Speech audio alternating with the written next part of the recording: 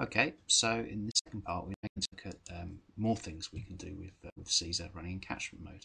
So again, we double click on the executable file and Caesar starts, and we're going to load up the same catchment config file that we did before. Here it is, swale1. We load it up, and we can look at the data. We're going to look at some of the tabs that we have operation here and go through some of the parameters that are in operation here. So in the Files tab, these kind of deal with the files for the input and the output of data. So these files have the data used to drive the model.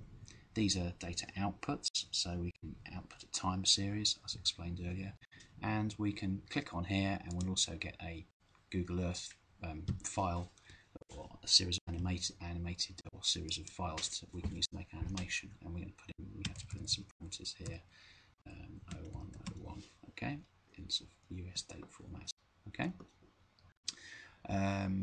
What you can also do is we can save this as a new config file. We've got different parameters here. Okay, so I'm going to save that as swale2. Okay, click on there, and if we go back and look at our folder, we can see that we now have swale2 as well as swale1. Okay, so we go back to here, and we've got a whole range of parameters, and these are explained a bit more in the documentation. I'm just going to talk about them very briefly. We've got a whole series of parameters for lateral erosion here that I won't go into in any detail here, but we can talk about that later. A whole series of numerical parameters that are used to determine how the model operates. Okay, so things such as the time steps, how long the model runs for, number of iterations, number of hours in model time it runs for. Some parameters that deal with when the model starts to calculate erosion deposition, into sort of water depths or amounts of discharge, how wide the flow is distributed, and here what parameters we use to calculate the shear stress, or tau, which is used for erosion. We can use the bed slope, or we can base it on velocity, for example. In the sediment tab, we have a choice of two different sediment transport rules, Einstein or Wilcox and Crow.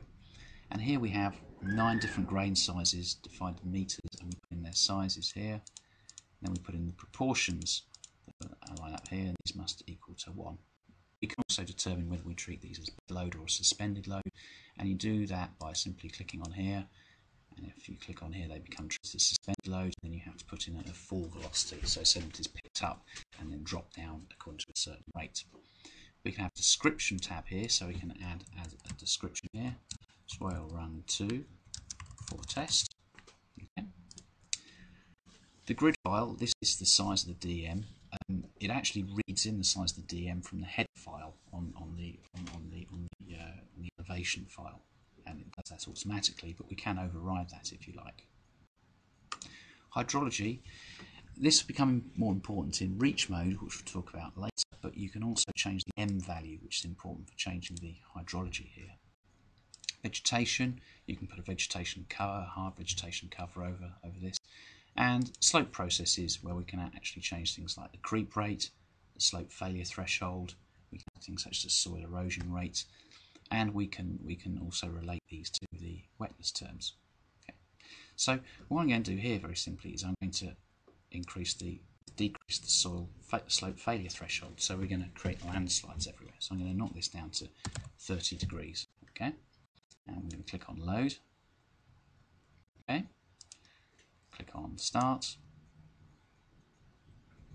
Okay. Model takes a little while to run. What I'm going to do straight away is we're going to bring up the DM.